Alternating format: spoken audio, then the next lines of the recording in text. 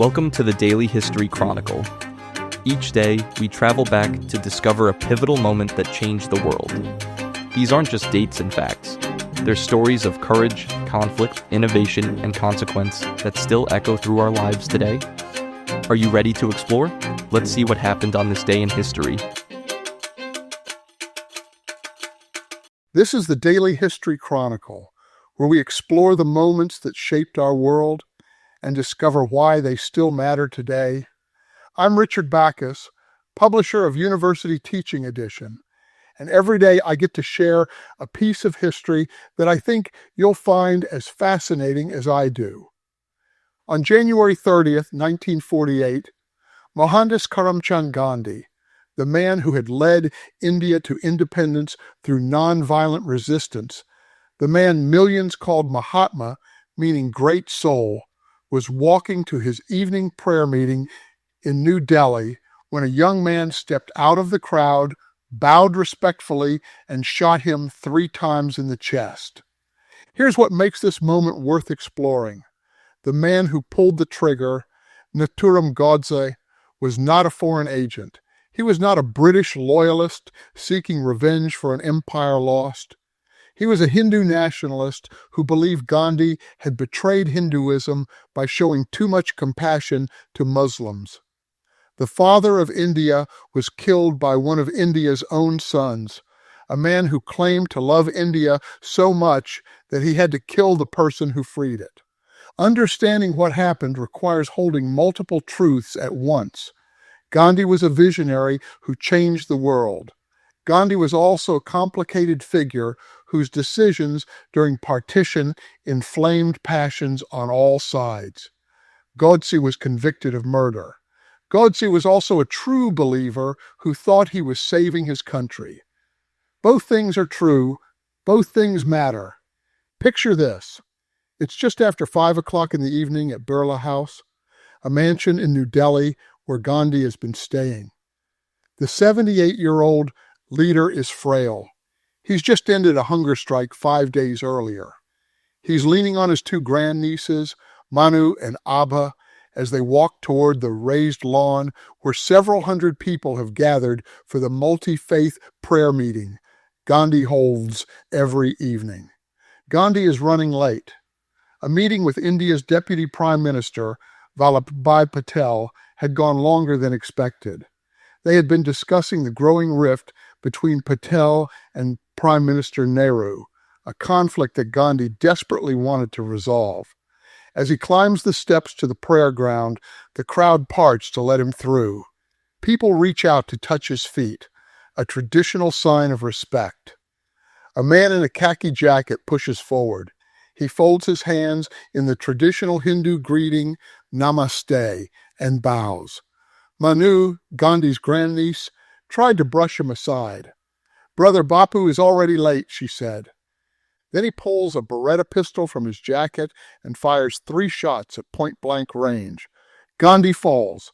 According to witnesses, his hand moved to his forehead, an act many interpreted as a Hindu gesture of forgiveness. His last words reportedly were, "He ram." Oh God! Within minutes, the man who had preached nonviolence for half a century was dead. Let me build the clock for you, because you can't understand why Godse pulled that trigger without understanding what India had just been through. 5 months earlier, on August 15th, 1947, India had finally won its independence from Britain, but freedom came at a terrible price: partition. The subcontinent was divided into 2 nations, Hindu-majority India and Muslim-majority Pakistan. The borders were drawn hastily, sometimes splitting villages in half, and then came the violence. Somewhere between 1 and 2 million people died in the communal bloodshed that followed partition. Hindus killed Muslims.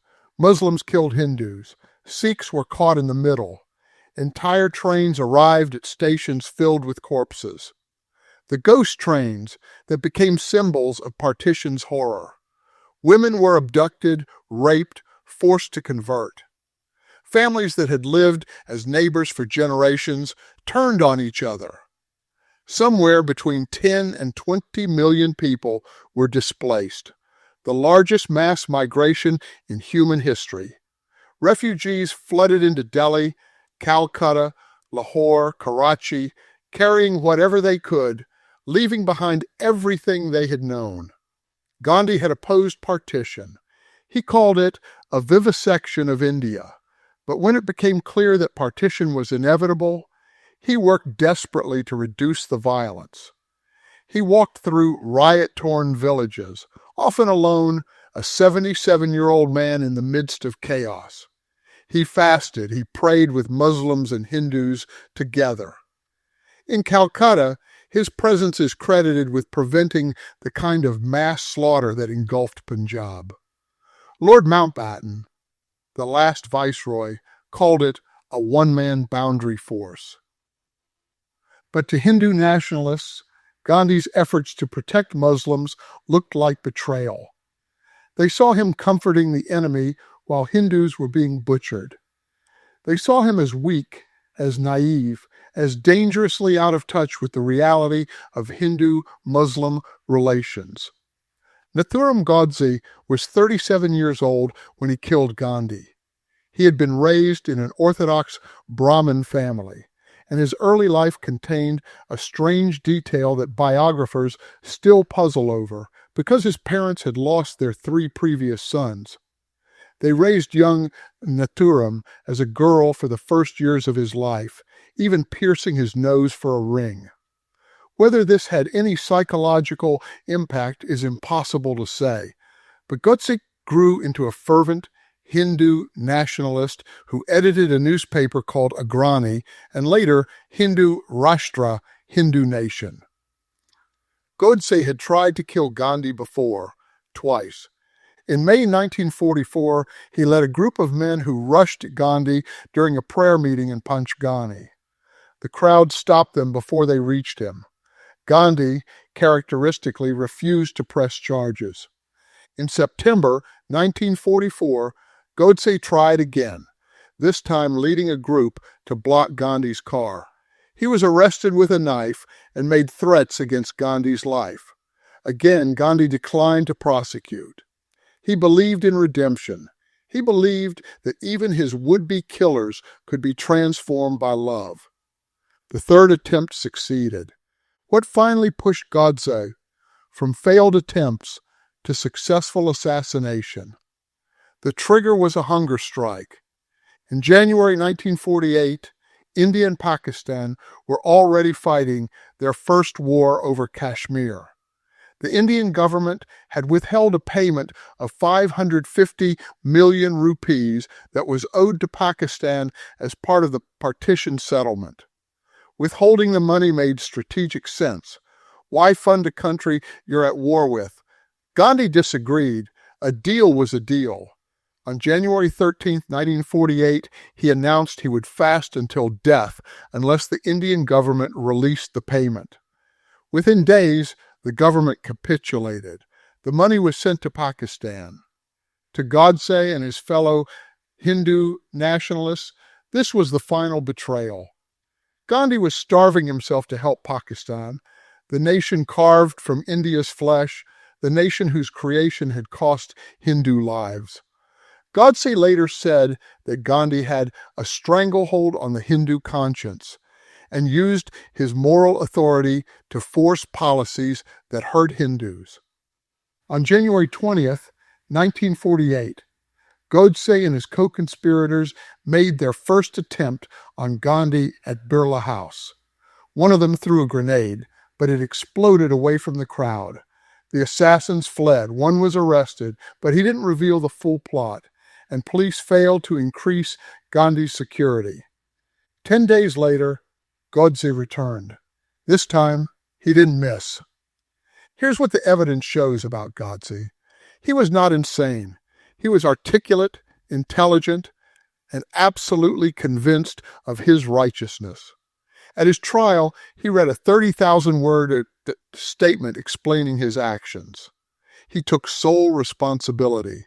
He argued that Gandhi's murder was wholly and exclusively political. He said he bore Gandhi no personal hatred. He simply believed that Gandhi's policies would destroy Hindu India. The statement was reportedly so persuasive that one of the judges said, if the audience had been constituted into a jury, Godse would have been acquitted. The government banned the statement for decades, fearing it would inspire more violence. Gandhi's two sons, Manilal and Ramdas, actually petitioned for clemency. They asked that Godse's life be spared, honoring their father's commitment to nonviolence even toward his killer. Prime Minister Nehru, Deputy Prime Minister Patel, and Governor General Rajagopalachari refused. Godse and his co-conspirator Narayan Apte were hanged on November 15, 1949. But Godse's ideas didn't die with him. The story continues into the present day. In the decades after Gandhi's assassination, Hindu nationalism remained a marginal political force. The RSS, the organization with which Godse had been affiliated, was temporarily banned. Gandhi was revered as the father of the nation. His face appeared on every denomination of Indian currency. His birthday became a national holiday. School children learned that he was the soul of Indian independence. Starting in the 1990s and accelerating since 2014, Hindu nationalist politics have moved into the mainstream in India. The BJP, a party with historical ties to the Hindu nationalist movement, now governs India. And with that shift has come something new: the public rehabilitation of Nathuram Godse. Some Hindu nationalist groups have called for temples to be built in Godse's honor. They've produced documentaries calling him a patriot. They've attempted to rename streets after him. Some celebrate January 30th, the anniversary of Gandhi's death, as Shaurya Divas, or Bravery Day. Politicians have been elected to parliament after praising Godse. Social media accounts with hundreds of thousands of followers openly defend him. A play called Nathuram Godse Speaking has been performed across India, presenting Godse's defense from his own perspective. It has been banned and unbanned multiple times, depending on which party controls the local government. Godse's brother Gopal, who served 15 years in prison for his role in the conspiracy, spent the rest of his life defending the assassination. Until he died in 2005, he maintained that killing Gandhi was the right thing to do. Consider the gesture Gandhi made as he fell, his hand moving to his forehead. Witnesses interpreted it as forgiveness. Maybe it was, or perhaps it was simply the involuntary movement of a dying man. The gesture has become part of the mythology surrounding Gandhi's death, fitting the narrative of a man who preached forgiveness even to his enemies.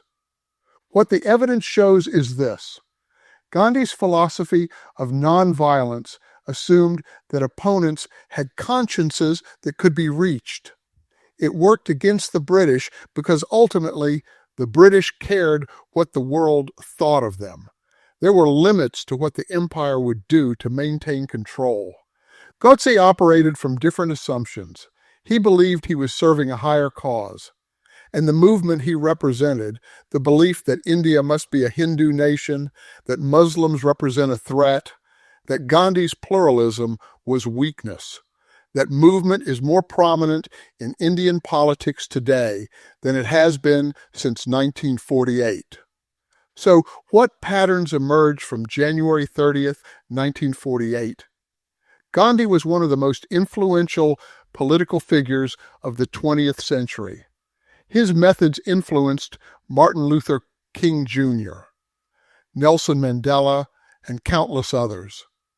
Gandhi was also human, capable of decisions that reasonable people criticized then and still criticize now. And his death at the hands of a fellow Hindu justified by an ideology of religious nationalism, set in motion debates about Indian identity that continue to this day. All three of those things are true. All three of them matter. I'm Richard Backus, and this is the Daily History Chronicle. Tomorrow, we'll explore another moment that shaped our world. Until then, consider this. What does it mean that the man who freed India through nonviolence was killed not by the colonizers he opposed, but by a countryman who shared his religion? What happens to a nation's founding principles when the person who embodied them becomes a contested figure? And what does it tell us about the relationship between ideology and violence when a man can read a 30,000-word justification for assassination and reportedly move judges towards sympathy? Because that's what Gandhi's death on January 30th, 1948 illuminates. Not just the limits of nonviolence, but the power of conviction. The assassin believed he was right. Gandhi thought he was right. History has rendered its verdict on who freed India. But the debate over who truly served India continues in Indian politics today. Thank you so much for spending part of your day with me. I genuinely appreciate everyone who takes the time to listen. If this episode gave you something to think about, I'd be grateful if you'd subscribe or follow the show. It really does help us reach more people who care about history. And if you have a moment to leave a rating or review, those matter more than you might realize. They help other listeners find us, and I read every single one. I hope you'll join me again tomorrow for more of our shared history. Until then, take care of yourselves and each other.